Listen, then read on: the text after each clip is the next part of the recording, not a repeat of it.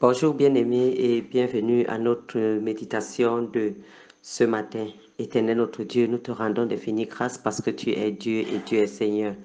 Seigneur, nous te disons merci parce que tu es venu toi-même abolir toute différence entre les races, entre les peuples, entre les sexes, entre, Seigneur, des clivages de langue. Toi-même, tu es venu abolir toute différence.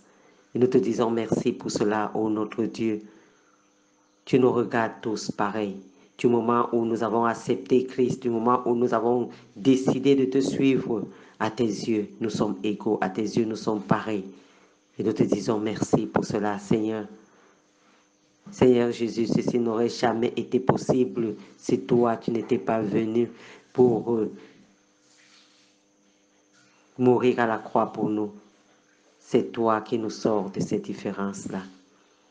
C'est toi qui nous rends égaux. C'est en ton nom que nous retrouvons toute égalité. C'est en ton nom que nous obtenons toute justice. Béni sois-tu, Seigneur. D'éternité en éternité, tu es Dieu, Seigneur Jésus. D'éternité en éternité. Cher Saint-Esprit, tu es la bienvenue. Rentre dans ton action maintenant et enseigne-nous toi-même. Et manifeste-toi au travers de l'écriture pour ceux qui écoutent la méditation, cher Saint-Esprit, manifeste-toi, transforme les vies, transforme les cœurs et viens toi-même rendre les uns et les autres disposés, disponibles à écouter la parole et à se laisser transformer par elle. Si nous ne parlons pas du Seigneur Jésus, si nous ne prêchons pas le Seigneur Jésus, alors notre prédication est vaine. Cher Saint-Esprit, toi, tu viens nous enseigner toutes choses sur le Seigneur Jésus-Christ. Et nous restons donc dans ta pensée, dans ton projet. C'est pour cela que nous pouvons, en toute assurance, nous attendre à ce que toi, tu nous illumines et que tu nous éclaires. Alléluia. Alléluia. Bien-aimés, ce matin, nous allons méditer dans Galates 3, le verset 28. Galates 3, le verset 28. Le thème de notre méditation, c'est « Il n'y a plus de différence ». Il n'y a plus de différence. Galates 3, verset 28. La Bible nous dit « Il n'y a plus ni juif ni grec, il n'y a plus ni esclave ni libre, il n'y a plus ni homme ni femme, car vous êtes un en Jésus-Christ. » Galates 3, verset 28. Je reprends la lecture. Galates 3, verset 28.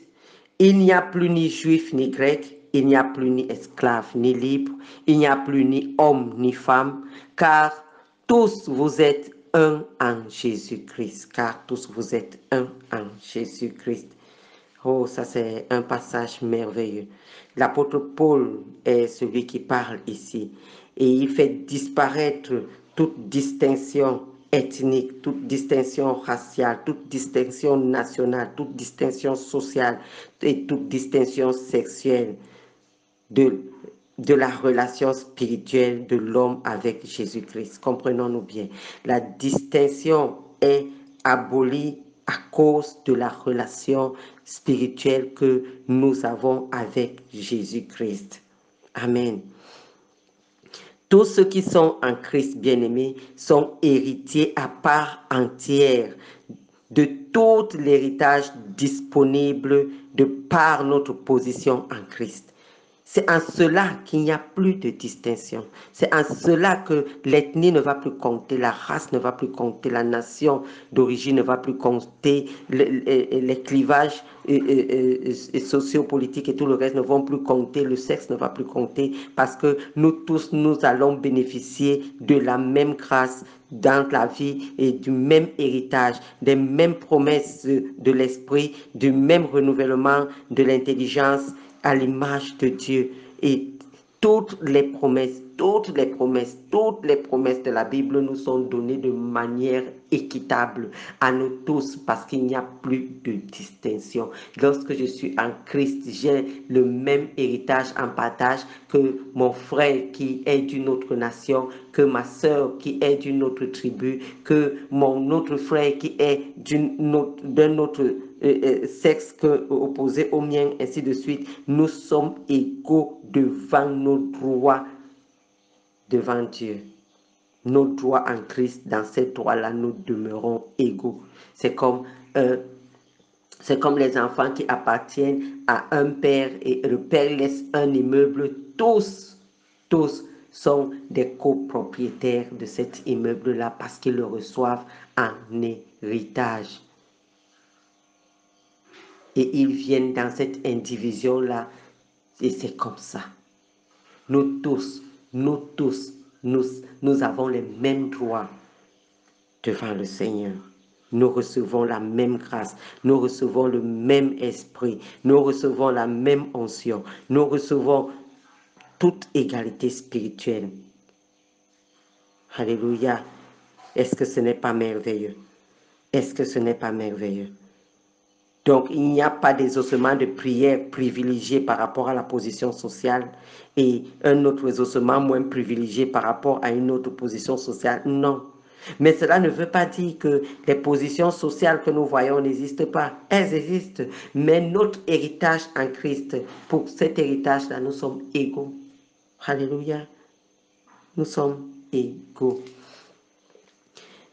Bien-aimés, il est extrêmement important de lire ce verset en sachant ce qu'il veut dire et ce qu'il ne veut pas dire. Sinon, nous risquons d'adopter des positions saugrenues qui porteront atteinte au reste des Écritures, en plus de nuire à notre façon de comprendre certaines réalités. Bien-aimés, je viens d'avoir un petit problème technique. Mon enregistrement s'est coupé, mais je vais continuer. Je ne sais même pas trop bien où je me suis arrêté, mais je disais qu'il était extrêmement important, bien aimé, de lire ce verset-là en sachant le verset de Galates 3, verset 28, qui est l'objet de notre méditation, en sachant ce qu'il veut dire et ce qu'il ne veut pas dire. Sinon, nous risquons d'adopter des positions saugrenues qui porteront atteinte au reste des Écritures, en plus de nuire à notre façon de comprendre certaines réalités de la vie. Bien aimé, la clé du verset, comme je viens de l'expliquer dans l'enregistrement précédent, la clé du verset se trouve dans les mots en Jésus-Christ. Ces mots décrivent notre position, c'est-à-dire ce que nous sommes aux yeux de Dieu. Ils ne font pas de différence à notre vie de tous les jours, c'est-à-dire à ce que nous sommes personnellement ou en société. Ce que dit le verset, bien-aimé, c'est qu'il n'y a plus ni juif ni grec quant à notre position devant Dieu, quant à notre héritage devant Dieu, quant au don de l'esprit devant Dieu, quant au renouvellement de l'intelligence devant Dieu, quant à notre vie transformée devant Dieu. Il n'y a plus de différence. Autant le juif, autant le grec, le bamléké, le bassa, le français, l'allemand et le camerounais, tout cela, il n'y a plus de différence. Lorsque l'on croit au Seigneur Jésus-Christ, on bénéficie de tout l'héritage disponible de par notre position en Christ. Amen. Par conséquent, nous tous, nous occupons devant Dieu une position de faveur absolue. Il n'y en a pas un qui soit favorisé par rapport à l'autre. Le même héritage en Christ est le nôtre. Je l'expliquais dans l'enregistrement de tout à l'heure avant qu'il ne se coupe. Cela ne veut pas dire que Dieu élimine les différences en ce qui concerne le physique ou le tempérament. Non, non, nous demeurons avec nos physiques, avec nos tempéraments. Mais maintenant, il y a quelque chose pour lequel j'aimerais beaucoup attirer l'attention, bien-aimé. C'est que lorsqu'on dit qu'il n'y a ni homme ni femme dans le Seigneur Jésus en Christ, c'est comme j'expliquais tantôt, nous sommes tous justifiés en Christ et nous avons tous reçu la grâce du Seigneur. Elle est notre partage à nous tous. Nous avons tous la liberté d'accès à la présence de Dieu. Mais nous ne devons pas exagérer en appliquant ce verset à la vie quotidienne. Bien-aimés, écoutez-moi très bien. C'est ce que nous devons bien comprendre de ce verset. La différence sexuelle demeure hommes et femmes, bien-aimés. Cela veut dire quoi? Cela veut dire que s'il y a égalité spirituelle, les hommes demeurent les hommes et les femmes demeurent les femmes. Mes sœurs, écoutez-moi bien. Les rôles que Dieu nous a assignés dans le cadre du mariage et dans la société demeurent inchangés. C'est notre héritage et notre partage en Christ qui, c'est en cela que nous avons l'égalité. Ça veut dire quoi? Ça veut dire que le père et la mère, chacun a son rôle et que la Bible lui a assigné et doit respecter. Les positions d'autorité et de soumission à cette autorité que Dieu nous a conférées demeurent. L'homme s'est vu accorder la place de chef de la famille, chef de la femme, et la femme celle de soumission à l'autorité de son mari, de l'homme. Ça demeure. Ce n'est pas ça qui fait l'égalité, mes sœurs. Ce n'est pas ça qui fait l'égalité. Alléluia. L'égalité devant Dieu, c'est l'égalité de tous les dons spirituels, l'égalité dans sa présence, l'égalité dans l'héritage que nous avons en Christ, l'égalité dans toutes ces choses spirituelles. Alléluia. Alléluia. Bien-aimés, je vais m'arrêter là ce matin. Je pense que nous nous sommes très bien compris devant Dieu en termes de notre héritage en Christ. Il n'y a pas de distinction de race, de sexe ou de rang social. Tout cela est aboli. Alléluia. Mais la femme reste soumise à l'homme. Le mari demeure celui-là qui est le chef de la femme et celui à qui il a été assigné le commandement d'aimer sa femme. La famille demeure régie par toutes les règles de la Bible.